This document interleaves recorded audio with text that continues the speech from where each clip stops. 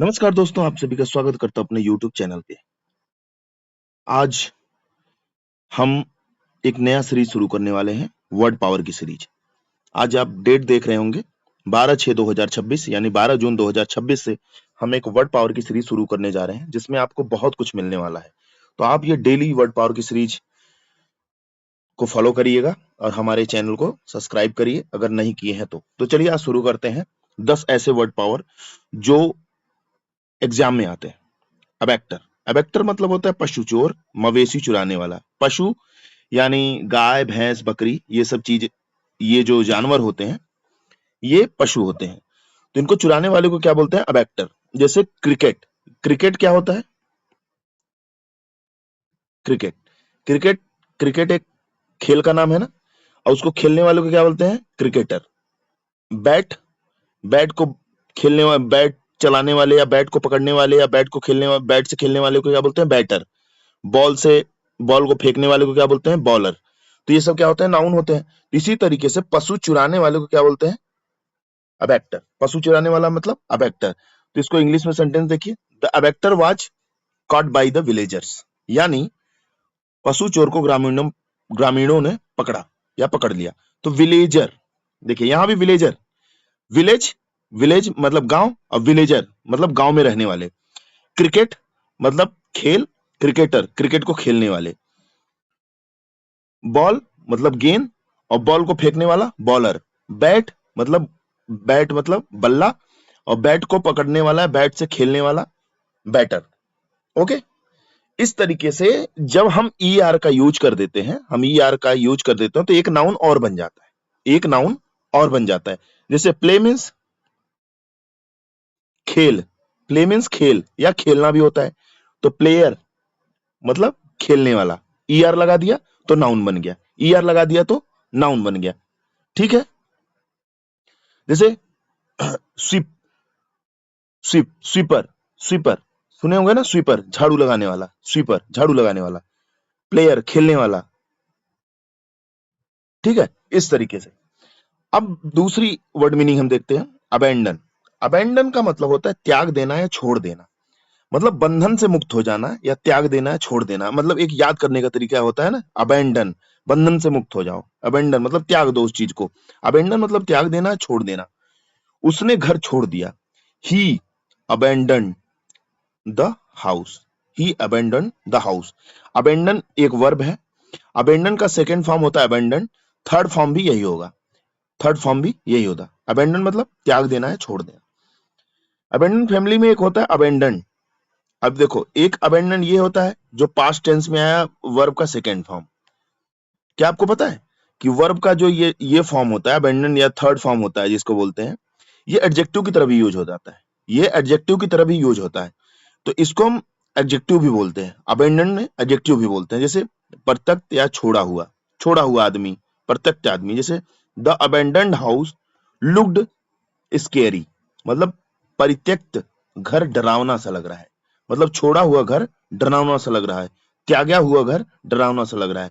तो अबेंडन, तो अबेंडन मतलब त्याग देना। अबेंडन का second form, sorry third form जब यूज कर लिया तो ये एडजेक्टिव की तरह यूज हो गया, एडजेक्टिव की तरह यूज हो गया। और यहाँ पे जो आप सेकंड फॉर्म आप पास्ट की तरह यूज करते हैं। अबेंडनमेंट। अबेंडनमेंट मतलब परित्याग या त्याग, ये नाउन हो गया। तो एक अबेंडन जो वर्ब है, एक अबेंडन्ड जो केवल ऐसे सिंपल अगर लिखा जाए अबेंडन, तो ये एडजेक्टिव की तरह यूज हो जाता है। लिखा ना अबेंडन्ड हाउस, क्यों? अब देखिए कैसे, आपको लगता होगा कैसे एडजेक्टिव हो गया। तो आज पोस्टमार्टम करते हैं, क्योंकि ये जो वर्ड पावर होंगे ना, इसमें आपके दिमाग में ये भर देंगे कि आने वाले जितने वर्ड पावर होंगे उसके रूट को समझ जाएंगे। रूट को समझने का मतलब है कि आप किसी भी वर्ड को ये बता देंगे कि नाउन है कि प्रोनाउन है कि एडजेक्टिव है कि वर्ब है, प्रीपोजिशन है, क्या है। ओके। तो चलिए, जैसे अबेंडन, अबेंडन हाउस किसकी विशेषता बता रहा है? एडजेक्टिव का मतलब होता है किसी चीज की विशेषता बताना। तो अबेंडन हाउस मतलब त्यागा हुआ घर, त्यागा हुआ घर। तो हाउस की विशेषता बता रहे हैं, त्यागा हुआ घर, अबेंडन हाउस।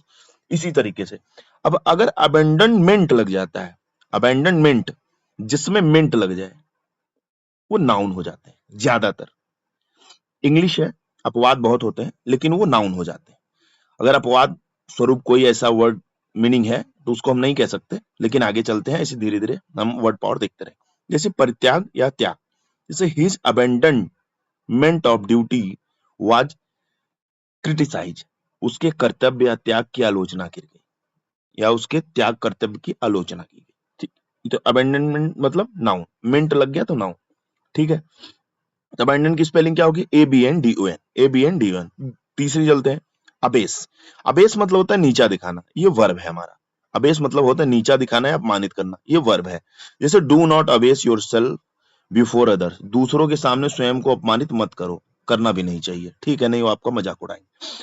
अबेस में अबेस्ड लग गया तो, अबेस्ड अगर सिंपल आ गया, अबेस्ड अगर सिंपल ऐसे आपके वर्ड में मीनिंग में दिख गया, या किसी नाउन से पहले दिख गया, किसी नाउन से पहले दिख गया, तो वो क्या हो गया? एडजेक्टिव हो गया। जैसे अपमानित या नीचा दिखाया गया, he felt abased by the insult, he felt abased by the insult, अपमान से वह स्वयं को अपमानित महसूस कर रहा था।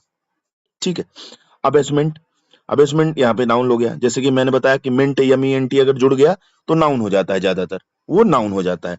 अपमान, हीनता या आत्मसम्मान, आप आत्म अमान, आत्म अमान, इसको मत याद करिए, आप अपमान या हीनता याद करिए। ऐसा व्यवहार अपमान और हीनता की ओर ले जाता है। Such behaviour leads to abasement, leads to abasement. ठीक है, अब बारी आती है अबैश। अबैश एक वर्ब होता है, ये भी वो भी अबैश था, उसकी स्पेलिंग क्या थी? ABSE थी, ABASE। इसका क्या है? ABASH, अबैश। वो अबैश था, ये अबैश है, श ताला विश। शर्मिंदा करना या लज्जित करना, ये भी वही है, अपमानित करना या शर्मिंदा करना या लज्जित करना, इस तरीके से। द क्वेश्चन अबेस्ड हिम, उस प्रश्न ने उसे शर्मिंदा कर दिया। ठीक है,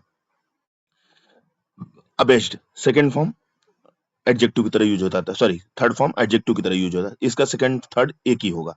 ठीक है, जिससे शर्मिंदा या लज्जित। सी लुक्ड अबेस्ड, सी लुक्ड अबेस्ड, वह शर्मिंदा दिखाई दे रही थी, वो शर्मिंदा दिखाई दे रही थी, ठीक है, या लज्जित दिखाई दे रही थी, इस तरीके से। सी लुक्ड अबेस्ड। ठीक है, अब जैसे अबेशमेंट, इसमें मेंट लग गया, देखो नाउन हो गया, शर्म लज्जा।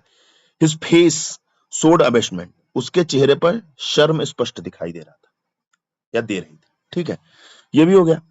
अबेट, अबेट मतलब होता है घटना या कम करना, अबेट मतलब घटना या कम करना, शांत होना भी होता है, शांत होना।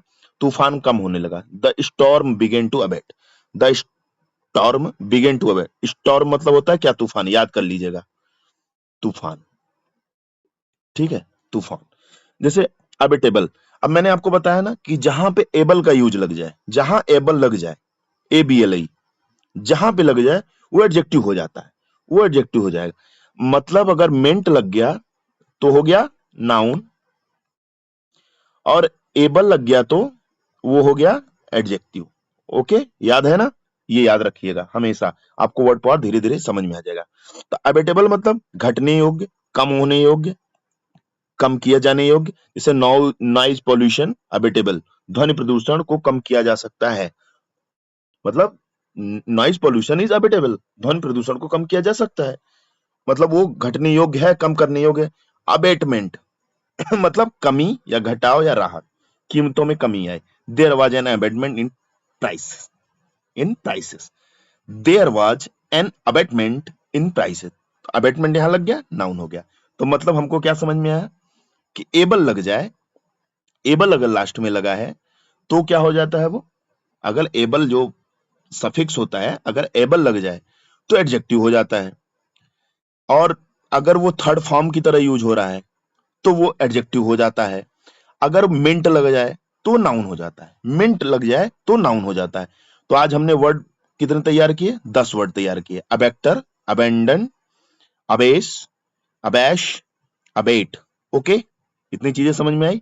अगर सेशन पसंद आया होगा तो लाइक सब्सक्राइब शेयर करिएगा। दूसरा पार्ट दूसरे दिन, आज 12 तारीख है, 13 तारीख को दूसरा पार्ट आपको मिलेगा। हर दिन आपको ऐसे मिलते रहेंगे, आप मेरे साथ जुड़े रहिएगा, आपकी इंग्लिश बहुत अच्छी होने वाली है। जय हिंद, जय भारत।